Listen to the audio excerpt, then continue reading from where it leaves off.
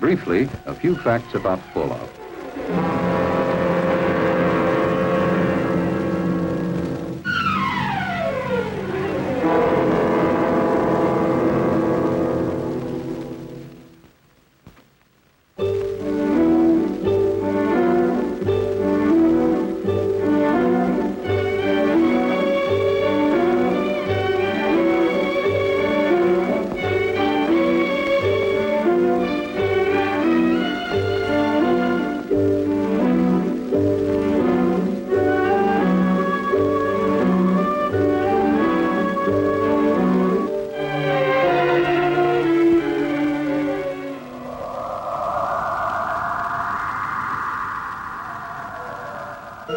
To begin with, it may be surprising to know that radiation is something we live with every day.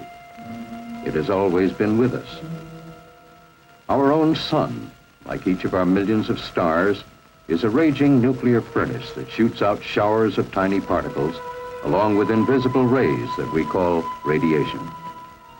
In an average lifetime, a person might expect to accumulate about 10 Roentgens, not enough to affect his health.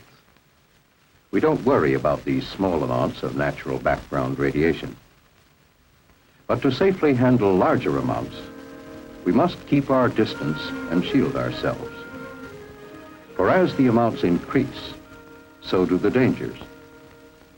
The amount of energy generated by a nuclear explosion is enormous. Near the crater area, there is almost total destruction from blast and heat. Now, large amounts of pulverized debris and molten earth are pulled up into the mushroom cloud. The radioactive atoms produced in the explosion join with the particles of earth and debris. The mushroom-shaped cloud forms and climbs higher. It now contains billions of highly radioactive particles that we call fallout. The winds of the upper altitudes blow on the cloud, sending it in one or more directions. Some of the lighter particles may remain suspended in the atmosphere for days and travel thousands of miles before landing. But the heaviest particles drop to the ground within 24 hours. These are the most hazardous because they emit the largest amount of nuclear radiation. 100 miles from the explosion, they are about the size of table salt or fine sand.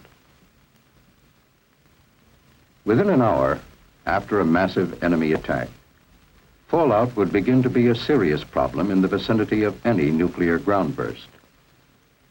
7 hours later, the threatened areas cover more and more of the country as prevailing winds expand the fallout in downwind patterns. 24 hours, 48 hours, without shelter, millions would face death.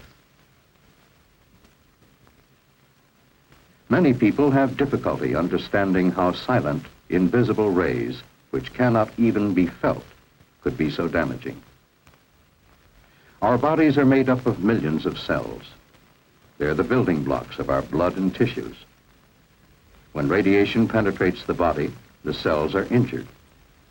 Most of them can repair themselves if the total dose over a period of time is not too high. But if radiation continues, the cells will be destroyed beyond repair. We measure radiation in Roentgens. If people received more than 200 Roentgens within a few days, many would be sick, and some might require medical care. 300 Roentgens could cause severe radiation sickness, or possibly death. And as we go beyond 300, the danger increases rapidly. But we are not without personal weapons of defense. One is distance. The greater our distance from the fallout particles, the less radiation we receive. Radiation from particles 50 feet away, for instance, would not affect us as much as from particles a few feet away. You would receive less radiation in the middle of a tall building than on the top or bottom floors, because there would be more distance and partitions between you and the source of the radiation, the fallout particles covering the roof and the ground around the building. Only an insignificant amount would get inside. And along with distance, we have the most important defense, mass. Any material with enough weight will keep the penetrating rays from hurting us. Concrete, steel, and heavy construction materials provide good shielding from fallout radiation. And so would 2 feet of earth. And the greater the weight of the material between us and the fallout, the safer we would be.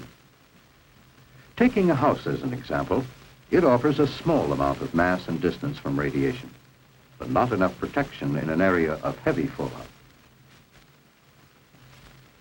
The fallout shelter is the best defense, whether in the basement of a single-family home or a large community shelter in, say, an apartment building.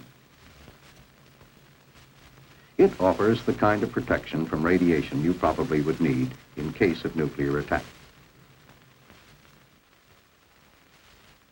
And along with mass and distance, we have a third invaluable ally, time. For deadly as radiation is, it has a fortunate weakness, a rapid rate of decay. Suppose a nuclear explosion takes place at 12 noon. By 1 o'clock, let's assume all the fallout is down. Then the total residual radiation would be at a high level. By 7 o'clock, it's down to 1/10. In 2 days, though still dangerous, it's only 1/100th. But in 2 weeks, it's only 1/1000th. So we would not have to take maximum precautions indefinitely. We need food and water to survive. But if fallout settles on your food, the food itself isn't harmed or made radioactive, since radiation only damages living tissue. You simply remove the fallout particles using everyday methods of food preparation: peeling, wiping, or washing. Fallout swallowed accidentally with food or in drinking water would do you no immediate harm. But for long-term safety, it's best to filter the fallout particles out. Actually, the hazard from contaminated food and water is very small compared with that from external gamma radiation. And hungry or thirsty people or animals should not be denied food and water because of possible contamination. If we remember these facts, if we act on them intelligently, we can increase our chances of surviving nuclear attack. And the key to survival is adequate shelter. That's why the federal government has a nationwide shelter program. The goal is adequate fallout shelter space for every man, woman, and child. And this goal can be reached. For with knowledge of radiation, we can face the facts about fallout and take action to protect ourselves against this hazard of the nuclear age.